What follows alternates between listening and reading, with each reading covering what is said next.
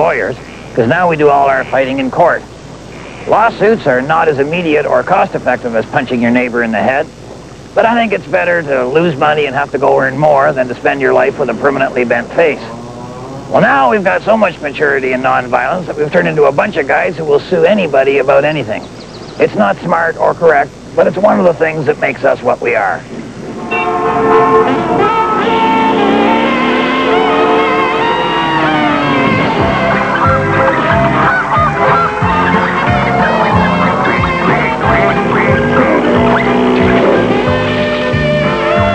On today's show, I'm going to take all the elastic out of my underwear for no reason, really.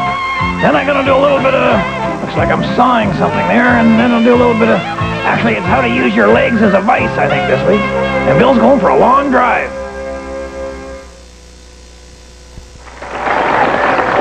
And now let's have a big hand for the handiest handyman with the hand.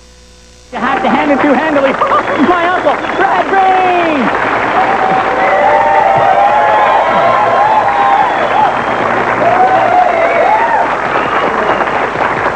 Thank you very much. How about a big fist for my nephew Harold? Camera, we stand there and talk. Big week for Moose Johnston this week. He finds out today whether or not he's a millionaire. See, last winter, Moose went over to the Possum Precipice Ski Resort and Golf Club. And see what happens with that one is during the summer, it's about the hilliest golf course you've ever seen. During the winter, it's kind of a lame ski resort. Anyway, Moose was over there last February collecting worms for fishing. I never really understood, why was he collecting worms in the winter? Ice fishing. That's our Moose. Yeah. So he was leaning down there, you know, digging around for the worms there at the bottom of the giant slalom downhill, which is also a par 2 during the summer. And a skier come down and nailed him right in the head. Whoa, he's lucky it wasn't his foot or something he uses. Well, Moose is now suing the owners because he said they should have had a sign there saying, don't lean down and stick your head in there because your ear will freeze to the ice and then a ski will come down and hit you right in the head. And he sued him for $1 million in damages? Yeah, he says the collision affected his thinking. Proved it? Exactly, and now it's harder to find a girl or be happy or get a decent job. How did he figure that? Well, apparently his lawyer is using you as a legal precedent.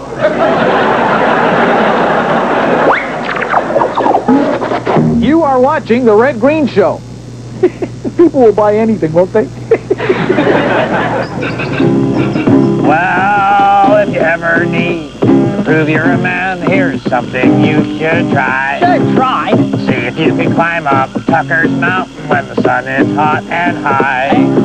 It's 300 feet and it's all straight up and it feels like it's gonna collapse. Tucker built the whole mountain himself, and believe me, that's a lot of beer bottle caps.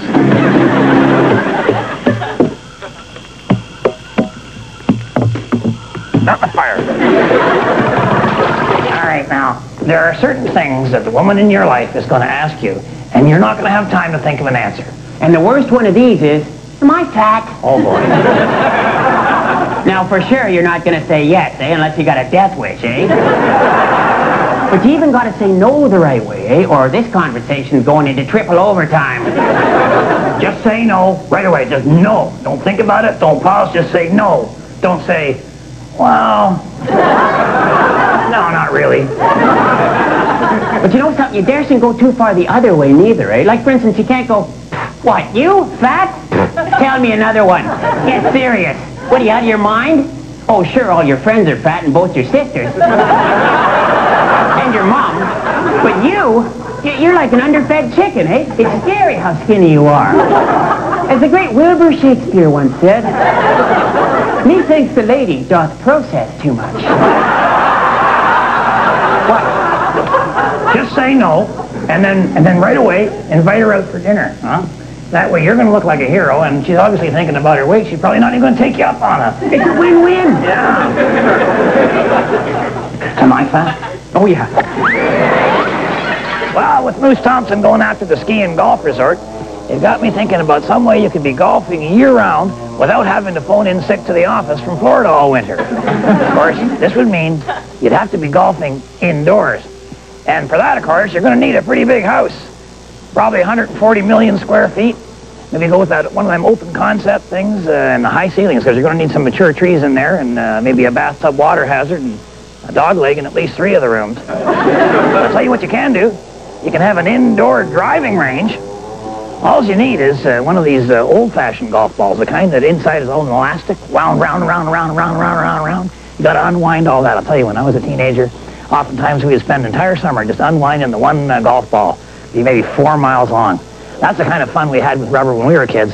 Times have changed, haven't they? All right, so step 1 is you got to get the outer casing off the ball. Club selection's important. I'm going to go with my tree wood. All right, here we go. 4. Okay. Plan B.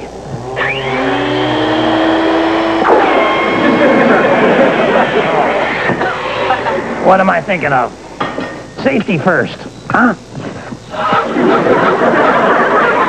All right, well, I got it all taken apart here, and I got the elastic unwound, but I may have cut a little deep, just about everything there, so handyman has to be able to adapt, so another source of elastic. You know, I got the elastic in the underwear waistband, you know, and I'll be right with you on this. There we go.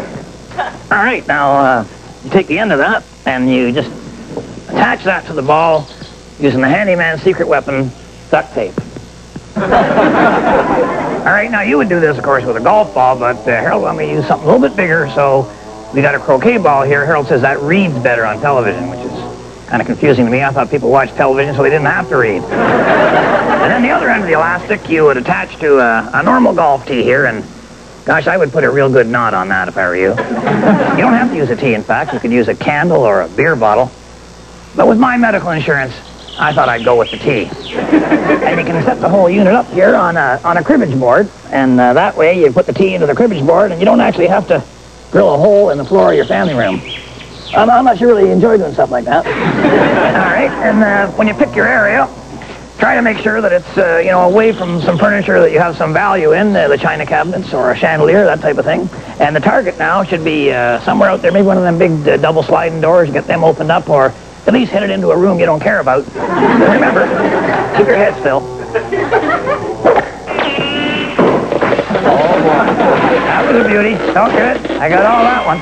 And the beauty of this system is the elastic bring the ball right back to you.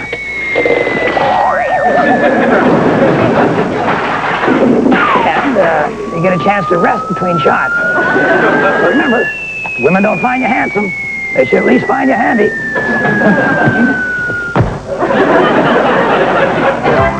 Stay tuned. Gwen's going to stand there and I'm going to do stuff. And Harold's hearing voices again, except for mine.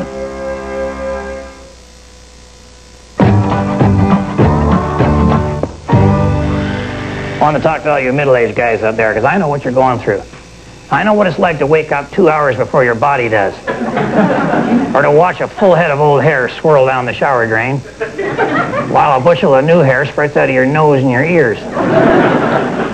And at our age, you never know if the call of nature is going to be a shout, a whine, or a whisper. You know, going to the washroom is like going to a fireworks display. You stand there for an hour and a half waiting for something to start.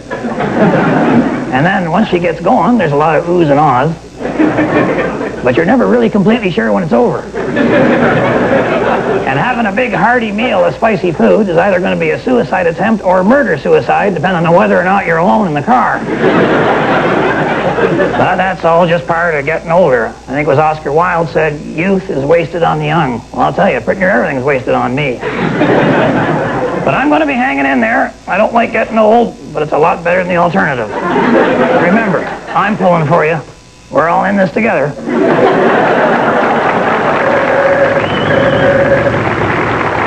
Well, Moose Thompson won the settlement, and now he's the richest guy in the area, at least on paper. Oh, he's a millionaire? Oh, this is great. You think you'd like to finance my first feature film? Bikini Madness. Calm down, Fellini. The judge awarded Moose $72, plus an additional $1,000 in suffering, but that went to Moose's parents. Now, unfortunately, the Possum Precipice Ski and Golf Club couldn't pay up, so they had to declare bankruptcy, and now Moose gets all their ski equipment and all their golf equipment. So he's got himself a chairlift, a ski jump, electric golf cart that doubles as a snowmaking machine, combination lawnmower, snowplow, 80 pounds of ski wax, and a ball washer. Winston Rothschild here from Rothschild Sewage and Septic Sucking Services. Remember, we'll take that smell off your hands. Here we are at Braxton's Marina with Glenn Braxton. How are you today, Glenn? Not bad at all, Red. Good. So, you know, considering I'm the victim of 2 recent heart attacks. Yeah, that's true. Glenn is also the victim of 4,000 donuts and a predisposition towards work avoidance. Well, I think that's all behind me now, Red. No, there's a fair bit out front there and some huge chunks on the side. Yeah, Red. You're not exactly a gossamer princess yourself. No, I think your computer's got a fair-sized input-output error, if you know what I mean. Well, I'm just saying you are one lazy guy, Glenn. No. See, no. I used to be lazy. Now I have to be lazy. Oh, yeah. The slightest strain and, oh, man, boom, my heart will blow just like an overloaded bilge pump. But, you know, that's my responsibility. All right. And I'll take it. Okay. I'm not going to be like Moose Thompson, no. Sue everybody in the world just because, you know, they let me overeat. Right. Nope.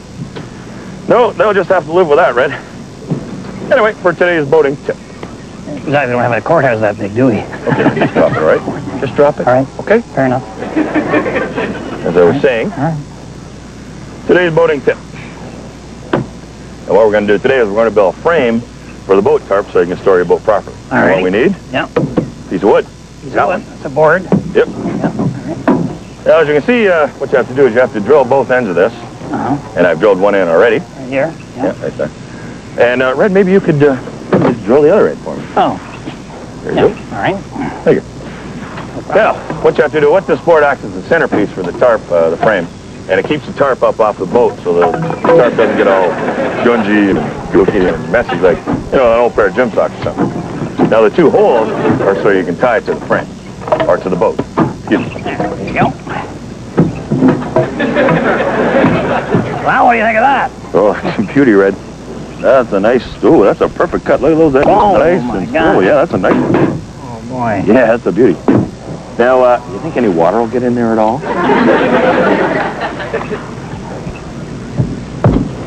No. You know, Red, if I do sue everybody, you're my lawyer. Nice, safe sport today on Adventures with Bill. We're going to do some golf. Bill. Yeah. Thank you, Bill. Good morning. Don't yell for now. You're way too late. Take that ball and... What? Oh, a little contest. A driving contest, so you can hit the ball apart. Well, let's make it interesting, Bill. Let's put some money on this, huh? What do you say? Get your wallet out. I said, that's your wallet? Oh, my gosh. Oh, my gosh. All right, so I'll go first. I feel pretty good about this. Just rear back, let her rip. I didn't get all of it. No. Not bad, though, I guess. All right, so I go with the little flag, and I stick the flag in where my ball is. And now Bill has to hit his ball either farther or at the same distance or not as far. That was the flag. I'm guessing not as far. Oh, look out, Bill. Oh. What do you think? Not bad. Nice try, Bill. I'll just grab myself some... What? I won. What? That was a practice swing? What the heck is this now? Oh, now Bill's trying to get the pendulum theory working with the bigger, longer clubs. Missed it. Oh, no.